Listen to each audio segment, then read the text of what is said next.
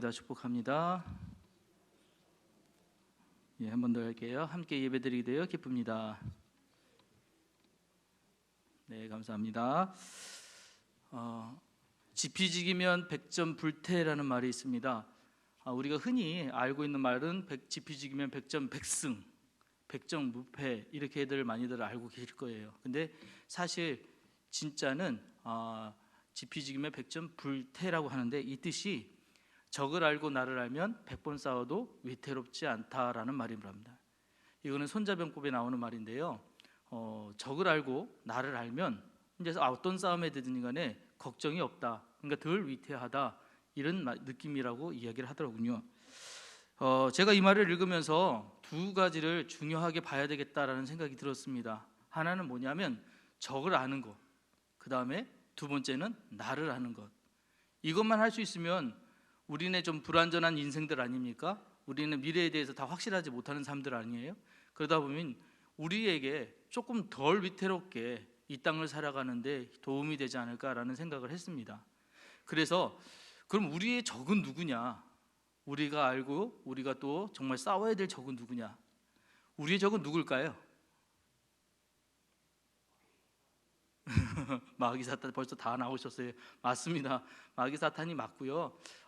우리들의 싸울 것은 육체가 아니죠. 찬송가 350장에 우리 그런 말 있잖아요. 우리들이 싸울 것은 육체 아니요 우리 싸울 것은 혈기 아니요 하나님께 받아가진 평화의 복음 거룩하신 말씀이로다 라면서 나오는 찬양 아시죠?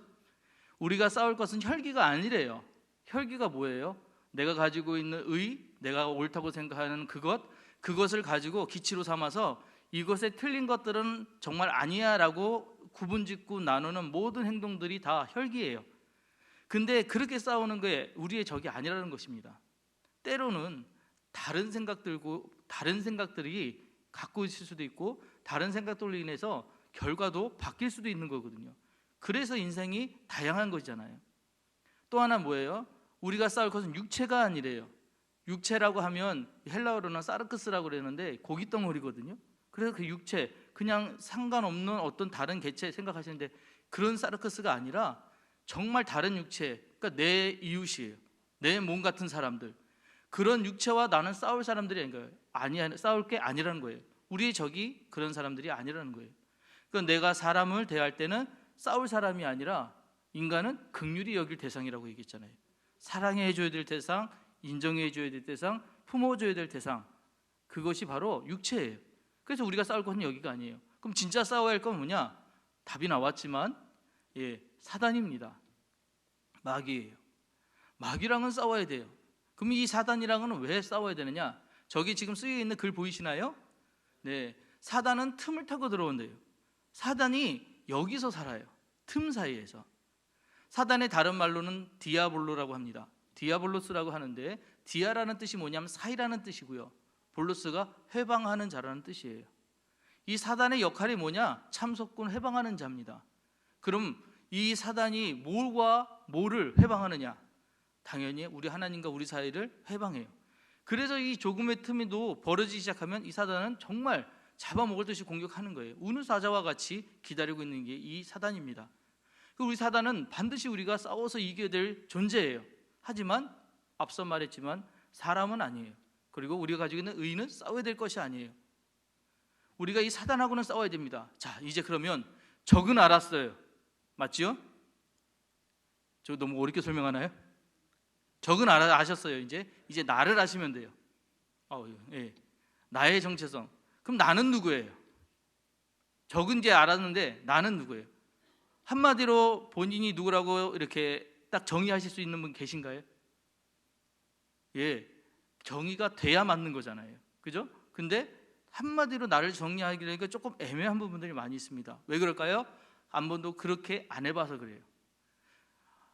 우리가 잘 알고 있는 야곱의 이야기 중에 야곱이 야복강가에서 하나님의 사자와 싸운 이야기 잘 알고 계실 것입니다. 이때 하나님의 사자가 가려고 할 때 야곱이 축복하지 않으면 안 넣어주겠다고 그러면서 붙잡고 둘이 레슬링 하잖아요. 영어 성경에 그걸 레슬링이라고 말했다고, 씨름한다고 얘기했다고 말씀드렸잖아요. 둘이서 막 싸우는데 이 씨름하는 거는 누군가를 정복시키겠다고 거꾸로 틀리겠다고 그런 게 아니에요. 둘이 힘을 쓰고 겨루었다는 뜻이거든요. 그래서 반드시 이 야곱이 나는 축복해 주지 않으면 보내지 않겠습니다라고 했을 때 이 하나님의 사자가 뭐라고 그러냐면 내 이름이 무엇이냐라고 물어봐요. 자, 하나님의 사자인 천사가 야곱의 이름을 몰랐을까요? 알고 있었어요. 그런데 이렇게 물어본 이유는 뭘까요? 네가 생각하는 너가 누구냐라고 물어본 거예요. 너 정체가 뭐냐? 너의 정체성이 뭐야? 라고 물어본 것입니다. 그때까지 야곱은 뭐였죠? 그 이름 그대로 속이는 자였습니다. 남의 뒤꿈치를 잡아 넘어뜨리는 자, 속이는 자, 그가 야곱이었습니다. 그런데 이 하나님의 사자가 뭐라고 얘기하냐면 아니야, 그게 네 이름이 아니야. 네 이름은 이스라엘이야, 이렇게 얘기했어요. 그 이름의 뜻이 하나님과 겨루어 이김, 이렇게 했어요. 하나님과 겨루어서 이겼대요. 자, 이렇게 이러면 너의 본질이 누구냐? 너의 정체가 뭐냐? 너는 하나님과 겨루어 이길 사람이야. 그러니까 이 얘기는 진짜 하나님을 거꾸로뜨리고 하나님의 뜻을 내 뜻으로 통찰시키는, 내 뜻을 하나님께 통찰시키는 그런 사람이라는 게 아니라 뭐든지 어떤 일이든지 하나님과 겨루어서 해결해야 될 사람이라는 뜻이에요. 그리고 지금 축복해 달라고 하는 그 축복을 받았는데 그 축복의 존재가 뭐냐? 정체가 뭐냐? 하나님과 겨루는 그 자체가 축복이라는 거예요. 하나님 앞에서 싸울 수 있는 사람, 하나님과 그 일을 이야기할 수 있는 사람, 우리는 그 사람들을 요즘들은 뭐라고 부르냐? 성도라고 불러요. 우리를 이야기하는 거예요. 우리는 이스라엘입니다. 우리의 정체성은 이스라엘이에요. 자, 그런데 우리 스스로가 이렇게 나는 뭐 이스라엘이야, 그래서 난 하나님과 겨룰 사람이야 라고 얘기는 하지만 아까도 말씀드렸듯이 여러분들의 정의를 내리려 할 때 어려웠잖아요. 왜 그러느냐? 내가 누구냐라고 얘기할 때는 다소 부족하고 어렵고 모자란 부분이 있기 때문에 그렇습니다. 그런데요, 성경에서 가장 나는 누구다라고 정확하게 얘기하신 분이 계셔요. 누구시죠? 예수님이십니다. 요한복음엔 에고 에임이라는 부분이 있습니다. 그게 뭐냐면 나는 누구다, 나는 뭐뭐이다 라고 얘기하신 부분이거든요. 요한복음에 예수님께서 7번 자신의 정체에 대해서 나는 뭐다 라고 이야기를 하셨는데 첫째 요한복음 6장 35절에 나는 생명의 떡이다, 8장 12절에 나는 세상의 빛이다, 10장 7절과 9절에 나는 문이다, 10장 11절에 나는 선한 목자다, 그리고 11장 35절에 나는 부활이요 생명이다, 그리고 14장 6절에 나는 길이요 진리요 생명이다, 그리고 15장 1절과 5절에 나는 참 포도나무다 라고 얘기하셨어요. 자, 내가 누구인지 확실하게 아시는 분, 그분은 예수님이십니다. 예수님만이 이렇게 하실 수 있을 것 같아요. 예수님만이 이렇게 자기를 정확하게 아실 수 있을 것 같아요. 지금까지 세상에 나온 누구도 나는 누구다라고 이야기할 수 있는 사람, 나는 이렇게 정확하게 확실하게 이야기할 수 있는 사람 아마 없을 겁니다. 근데 예수님은 이 이야기를 하셨어요. 그 이유가 뭘까? 그 이유는 이것 때문에 그렇습니다. 자, 같이 한번 읽어볼게요. 요한복음 14장 12절 시작. 내가 진실로 진실로 너희에게 이르노니 나를 믿는 자는 내가 하는 일을 그도 할 것이요 또한 그보다 큰 일을 하리니 이는 내가 아버지께로 감이라. 여기 엄청난 말씀을 하신 거예요. 자, 우리가 이제 이 말씀을 믿고 예수님 따라서 그냥 예수님이 진짜 하나님의 아들이시구나, 그리고 아까 말씀드리진 않았지만 예수님을 정말 그리스도구나, 그리스도는 기름 부음 받은 자라는 뜻이거든요. 이 기름 부음 받았다는 뜻이 뭐냐? 우리가 구약에 3개의 직분이 있습니다. 기름 부음을 받는 3개의 직분, 제사장, 선지자, 그리고 왕이거든요. 자, 근데 이 3개를 통합해서 갖고 계신 분이 누구냐? 바로 예수님이세요. 그래서 우리는 이분을 신약에서 뭐라고 부르냐? 메시아라고 불러요. 우리의 메시아가 되시는 예수 그리스도, 자기가 누군지 정확하게 아는 이분께서 뭐라고 얘기하시냐면 나는 진실로 진실로 참되고 참되게 아멘 아멘 정말 정확하게 너한테 얘기하는데, 내가 나를 믿는 자는 내가 하는 일, 지금까지 주님께서 하셨던 일을 우리도 할 수 있다는 거예요. 뿐만 아니라 더 놀라운 거는 그도 할 것이요 또한 그보다 큰 일도 한대요. 예수님보다 더 큰 일들이 우리도 할 수 있다고 이야기하시는 것입니다. 이 놀라운 이야기를 우리에게 주셨어요. 이 놀라운 이야기를 우리에게 말씀해 주셨어요. 왜요? 우리의 정체성이 무엇인지 예수님은 아시기 때문에. 그리고 우리를 또 알기를 원하셨기 때문에 이렇게 이야기하신 것이지요. 카리스마라는 말 아시죠? 예, 카리스마. 저 사람 카리스마 있어야 했더니 어디 카리스마 쳐봤더니 누가 이렇게 째려보는 그 사진이 있더라고요. 카리스마는 째려보는 게 아니고요. 카리스마 자체 이 말 뜻은 뭐냐? 하나님이 내려주신 은총이라는 뜻이에요. 그리고 신의 선물이라고 이야기도 합니다. 그러니까 하나님의 선물이죠. 이 카리스마, 정말 그러니까 카리스마를 가지고 뭘 해야 되느냐? 자, 하나님으로 받은 은혜를 통해 사람을 감동시키게 하는 힘과 능력을 카리스마라고 해요. 그러니까 뭔가 어떤 못하는 일들, 절대적 우월적 능력을 가져서 썬파워를 가져서 세상에 있는 사람들보다 우월한 지위에서 힘을 갖고 발휘하는 게 아니라 하나님으로부터 받은 은혜를 통해서 사람을 감동시킬 수 있는 사람. 감동이라는 단어가 훨씬 중요한 거예요. 사람을 이해시키고 은혜를 끼치게 할 수 있는 사람, 그 사람이 카리스마 있는 사람이에요. 여러분 주위에 어떤 능력 있는 사람, 어떤 뛰어난 사람, 그런 사람이 정말 대단한 사람, 힘 있는 사람이 아니라 하나님의 감동을 전할 수 있는 사람, 이런 은혜를 전할 수 있어서 정말 감동시킬 수 있는 사람, 그런 사람이 바로 진짜 카리스마 있는 사람이라는 것이죠. 자, 근데 우리 주님은 당연히 이런 카리스마를 갖고 계셨어요. 근데 이거를 주님만 갖고 계신 게 아니라 방금 읽었던 말씀처럼 우리도 할 수 있다고 얘기하시고, 그뿐만 아니라 그보다 큰 일도 할 수 있다고 이야기하십니다. 자, 그런데 이 카리스마의 어원이 있습니다. 이 말씀 전하고 드릴게요. 막스 베버는 이 카리스마를 뭐라고 얘기하냐면, 사회학자인데 이분이 이렇게 얘기했어요. 사사와 같은 지도력. 우리 성경에 사사와 아시잖아요. 사사는 당시에 왕이 없었을 때 왕의 노릇을 했고요, 제사장이 없을 때 제사장 노릇을 했고요, 선지자들이 없을 때 선지자 노릇을 한 리더입니다. 자, 이들이 가지고 있는 지도력, 물론 강력한 힘을 가지고 이끌어가는 힘도 있었겠지만 이들은 사람들을 감동시키고 이끌어가는 은혜를 끼치는 그런 능력을 갖고 있던 사람들, 그게 사사라는 거예요. 그래서 카리스마를 가진 사람은 사사와 같은 지도력을 가진 사람이라고 이렇게 표현을 했습니다. 그것을 우리는 뭐라고 부르느냐? 우리는 또 은사로 해석을 해요. 은사는 하나님이 주신 선물이죠. 자, 그런데 카리스마의 어원이 되는 말이 있습니다. 그 말은 뭐냐? 카리스라는 말이에요. 카리스는 무슨 뜻일까요? 앞에 보신 분들은 아실 텐데 저 맨 위에 있죠? 은혜라는 뜻이에요. 은혜는 뭐죠? 하나님이 거저 주시는 선물이라는 뜻이잖아요. 그죠? 자, 은혜를 받을 때 내 능력이나 내 조건이나 내 가지고 있는 어떤 어떤 것들이 하나님이 은혜 받는데 어떤 영향을 끼치나요? 아닙니다. 하나도 끼치지 않아요. 끼칠 수가 없어요. 그런데 왜 그러냐면 은혜 자체가 하나님이 인간에게 주시는, 하나님만이 가지고 있는 고유의 권한이시거든요. 우리는 그것을 받을 때 감동하고 은혜를 누리는 거예요. 우리가 할 수 있는 건 그게 다거든요. 카리스는 은혜라는 말인데 그 뜻이 기쁨과 즐거움, 또한 선한 의지, 사랑, 이런 뜻입니다. 자, 그런데 이 카리스라는 말이 아까 말씀드렸다시피 하나님이 우리에게 주시는 은혜라는 뜻이기에 하나님만이 카리스 하신다고 생각할 수 있습니다. 그런데요, 아니에요. 감사도 카리스라고 씁니다. 감사. 전혀 다른데 어떻게 그게 왜지? 감사는 누가 하는 거예요? 하나님이 감사하시나요? 우리가 하는 게 감사예요. 하나님 주신 은혜에 대해서 표현하는 것이, 우리가 감사를 올려드리는 것이, 그게 카리스라는 거예요.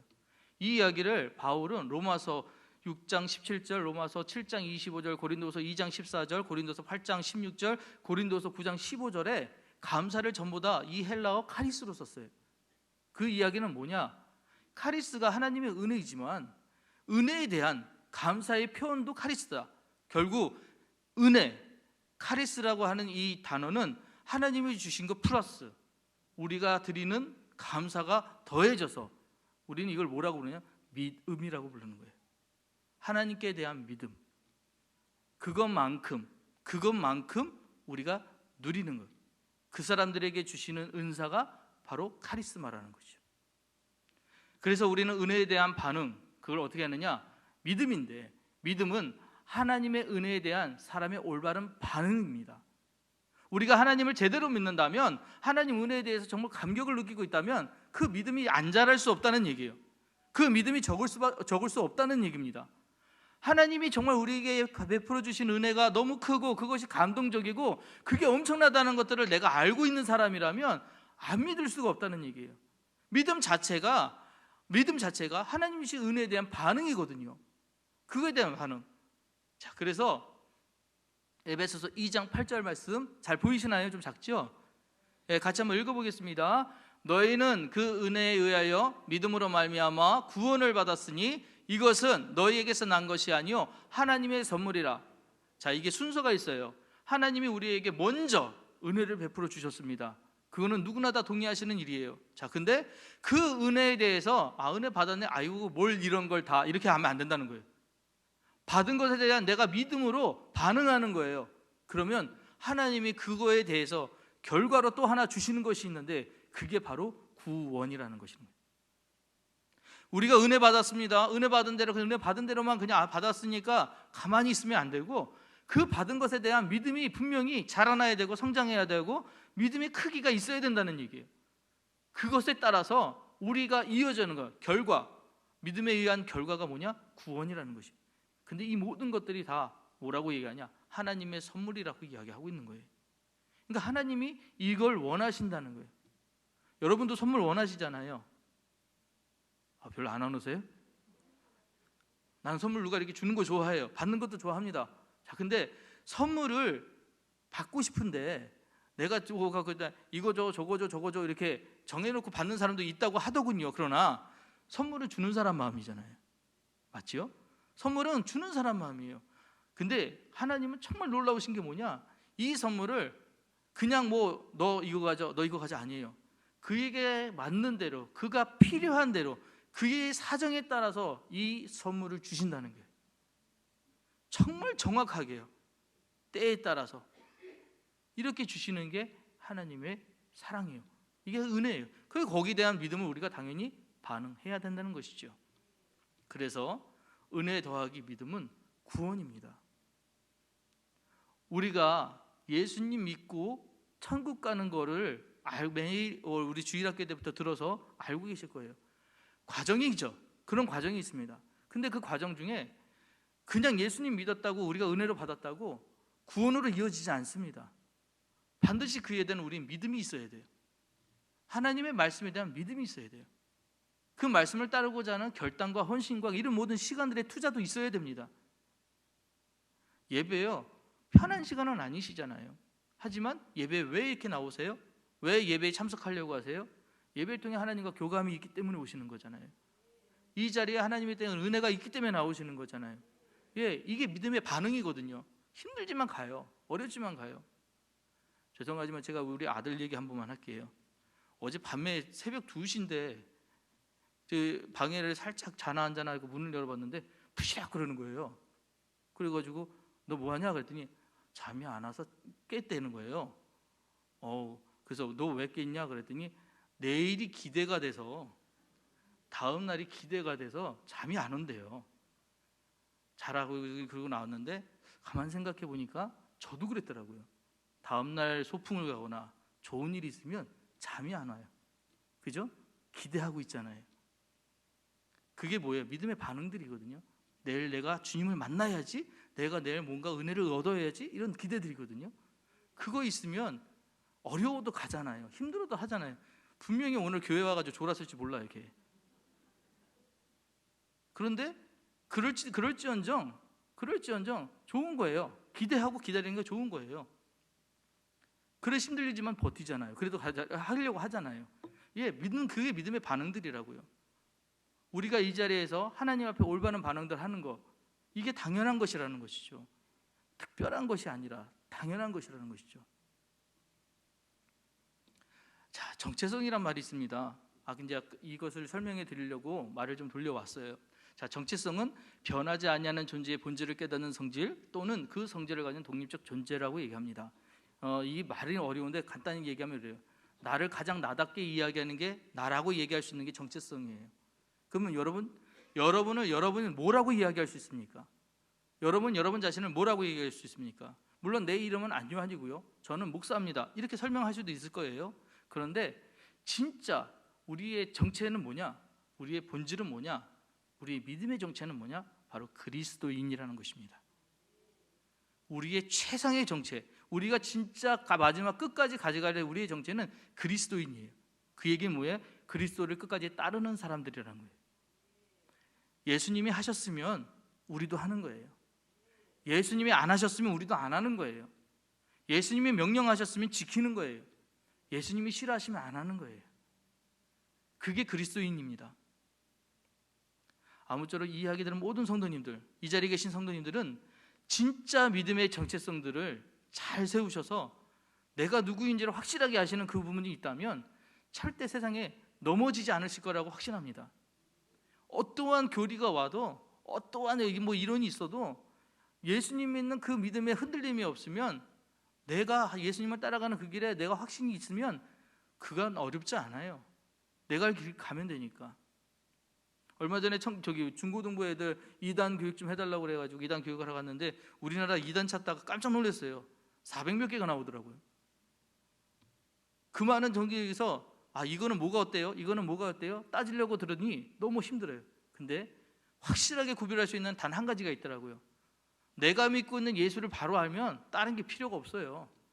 걱정할 게 없어요. 내가 알고 있는 주님 확실히 안다면 흔들릴 필요가 없는 거거든요. 그거예요. 여러분이 계신 이 자리에서 여러분이 믿고 있는 그 하나님을 따라 온전히 그 길을 가고 있다면, 그게 그리스도인이라고 확신한다면 여러분들은 성도신 거예요. 여러분들은 확실하게 그 길을 잘 가실 수 있는 분들이라는 뜻이죠. 아무쪼록 이 말씀 잘 기억하시고 믿음의 정체성을 잘 기르셔서 이걸 잃어버리지 않으셨으면 좋겠어요. 이걸 꼭 지키셔서 천국 가는 그날까지 승리하시는 여러분 되시기를 주의 이름으로 축복합니다. 기도하십니다.